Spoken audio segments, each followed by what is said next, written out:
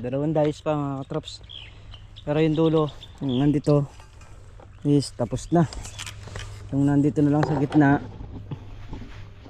yun na lang yung dalawang dice na natira.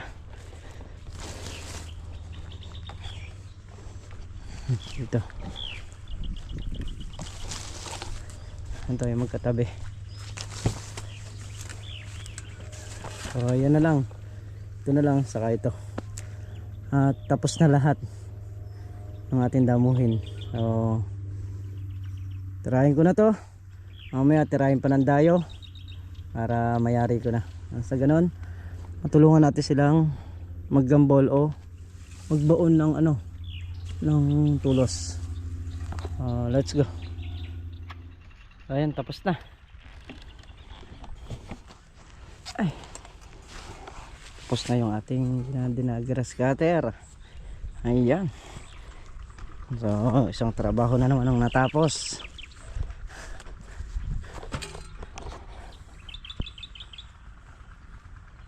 Batal na rin yan, nagagambol pa.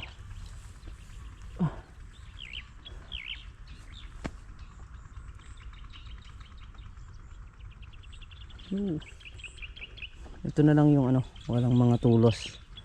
Yung iba nito may mga tulos na rin na nakalagay. Kunti na lang yung tulosin. Tapos yung nandun na tatlo, so yun ang pupuntahan natin at yun ang tatrabahuhin natin mga katrops. Yung nandito sa kabila na tatlong dayos, tutulusan natin. Ito yung mga tulos mga katrops. Ay, dadala na tayo rito sa may kamatis. Lilinya na natin. Ayan yung kamatis ito. Ayan mga katrops, ang tulos na ginawa natin dating pinutol natin is gagamitin na natin ngayon. Tayo ay magtutulos ng mga kamatis na dito.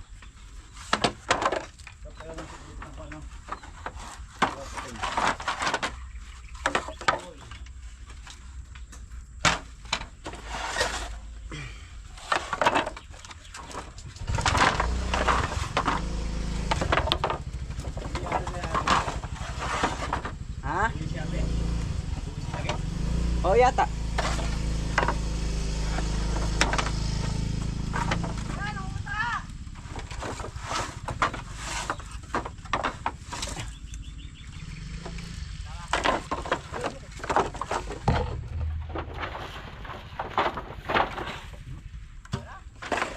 Palog mo daw.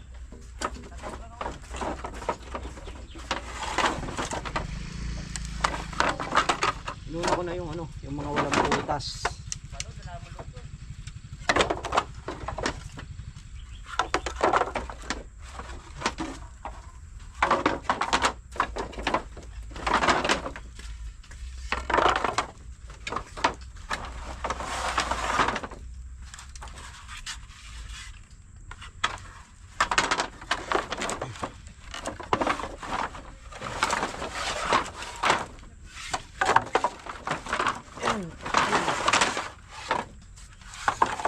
Ang iba kasi may butas sa dulo mga katrops. So pag binangag, mababali lang ito. Kaya kailangan tanggalin.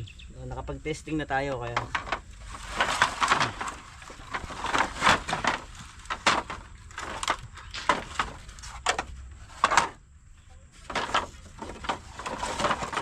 yung mga walang butas ang una natin. So ito, marami na to.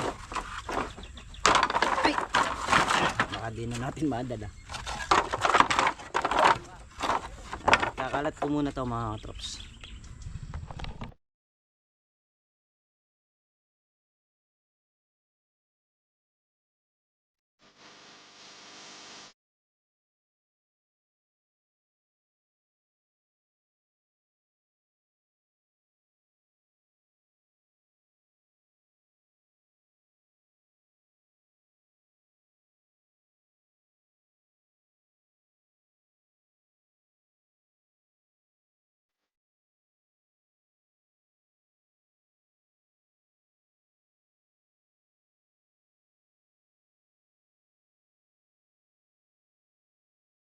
Sobrang pa ng tulos.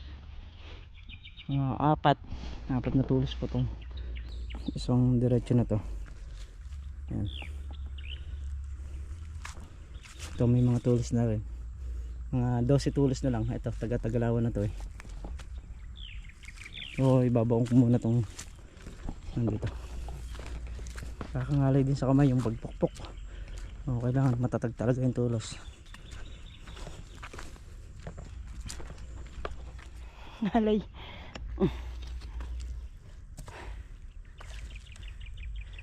Apat.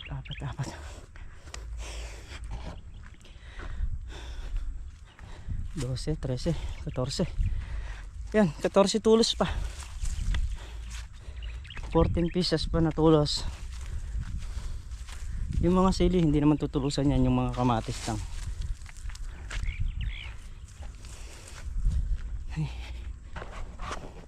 Yan mga traps, nakakuha tayo ng tulos.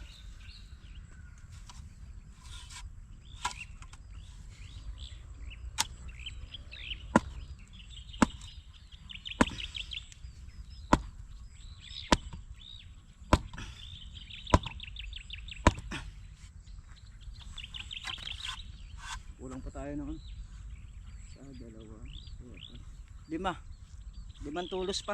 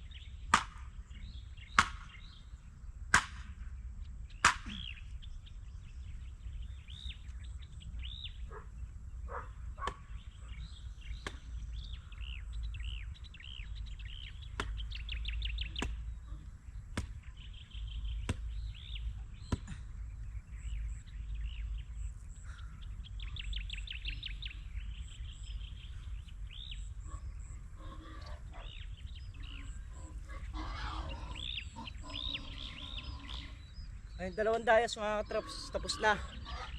Yung pang isa. Bali ano to 3 dayas tong nakahalo na to sa sili. Kasi nga may sumobrang punla doon. Dito namin nilagay.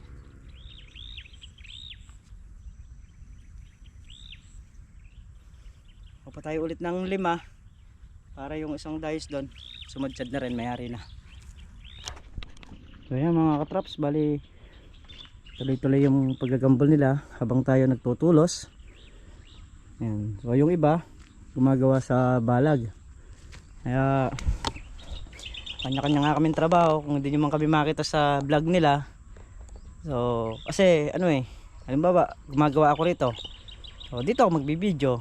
Pag gumagawa ako ron, din ako magbibideo. Ganun kami bawat isa.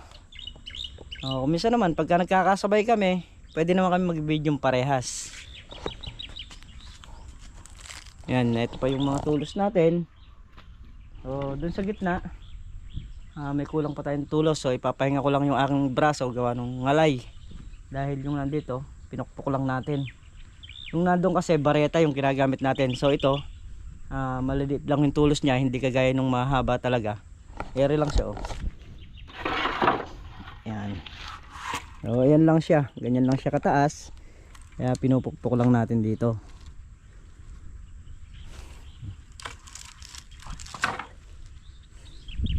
Ayan, siguro makapagpa-taba tayo rito is magyari na nung Christmas.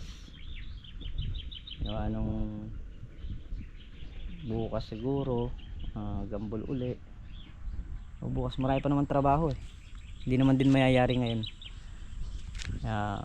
Tapos ano pa yan, papatubigan pa. Kailangan patubigan pambuo lahat bago tayo magpataba.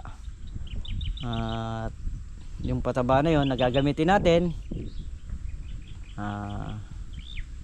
makakatulong sa kalamansi